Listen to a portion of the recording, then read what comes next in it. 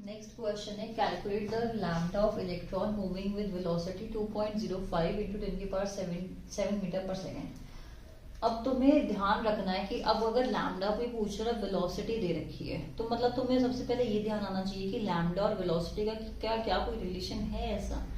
हाँ, फिर तुम्हें याद आएगा, हाँ एक रिलेशन है, डी ब्रोगली ने दिया था that lambda is equals to h upon में एम वी। याद आ गया?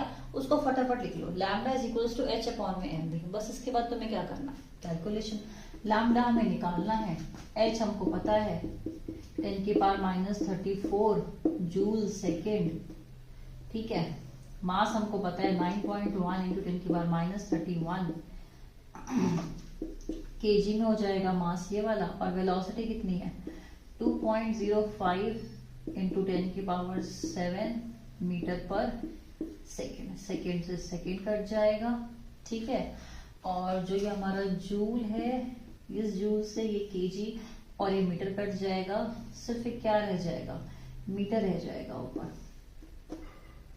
तो लैम्डा कितना आ गया 6.6 इंटू 10 की पावर -34 प्लस 31 और यहाँ -7 अपॉन में 9.1 इंटू 2.05, ठीक है।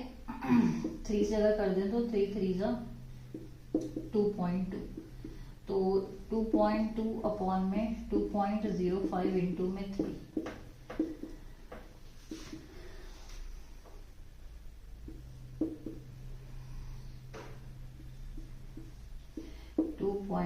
इंटू में अब यहाँ पे कितना है ये -34 प्लस 31, 10 की पावर -3 -7 10 की पावर -10, यानी कि हमारा किस में आ जाएगा, एंगस्ट्रॉम में आ जाएगा 10 की पावर -10। जब हम लोग जूल काटते हैं ना, तो जूल से हमारा केजी भी कट जाता है, और एक हमारा जूल में जो आता है हमारा केजी मीटर, 1 जूल होता है, 1 joule is equals to kg metre square per second square, ठीक है।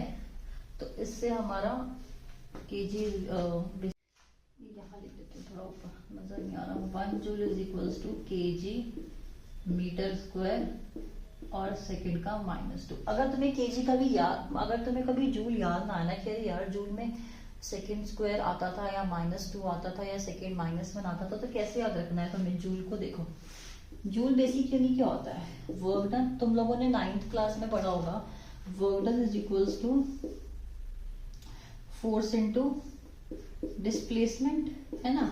और फोर्स क्या होती थी, mass into acceleration into displacement. Mass क्या हो जाएगा केजी, एक्सेलरेशन क्या हो जाएगा मीटर पर सेकेंड स्क्वायर, और ये क्या हो जाएगा मीटर। तो ये क्या बन गया 1 joule is equals to kg metre square second square. अगर एग्जाम में कभी कंफ्यूज हो जाओ ना, तो ये इससे work done is equals to 4 into displacement से ये रिलेशन याद कर लेना, फिजिक्स से तुम्हें ये याद आ जाएगा, ठीक है। अब यहाँ पे क्या है, यानी कि यहाँ पे हमारा मीटर स्क्वायर है, तो हमारा सिर्फ यहाँ पे क्या बच जाएगा, ऊपर मीटर बच जाएगा, मीटर बच गया, तो 10 की पावर -10 एंगस्ट्रॉम में आ जाएगा। और इसको हम लोग डिवाइड कर देंगे, तो ये अराउंड 1.1 2 से जा रहा है ये, और 2 3 ठीक है, तो इट्स अराउंड 1.1/3, यानी कि 0.3 कुछ आएगा इन एंगस्ट्रॉम। एंगस्ट्रॉम क्या हो जाएगा, एंगस्ट्रॉम कितना होता है 10 की power -10 metre is equals to 1 angstrom, ठीक है। बिल्कुल इजी क्वेश्चन है, कैलकुलेशन बेस्ड है। बस ध्यान तुम्हें ये रखना है, अगर तुमसे लैम्डा पूछ लो ऑफ इलेक्ट्रॉन, अब इसमें एक फॉर्मूला ये भी होता है, डी ब्रोगली और बोहर ने जो रिलेट किया था आपस में, वो क्या था, that mvr is equals to nh upon में 2पाई। हो सकता है तुम्हें ये वाला फॉर्मूला याद आ जाए एग्जाम में, पर इसमें तुम देखना कि तुम्हें रेडियस नहीं दिया हुआ ना, तुम्हें n की वैल्यू पता, तो तुम इस वाले फॉर्मूले से यूज कर सकते हो। तुम्हें डी ब्रोगली वेवलेंथ, ये कौन सी है हमारी डी ब्रोगली वेवलेंथ। जब भी हमें वेलोसिटी की बात कर दी जाए, तो बोहर ने तो वेलोसिटी और लैम्डा का रिलेशन दिया ही नहीं था, वो तो किसने दिया था, डी ब्रोगली ने दिया था।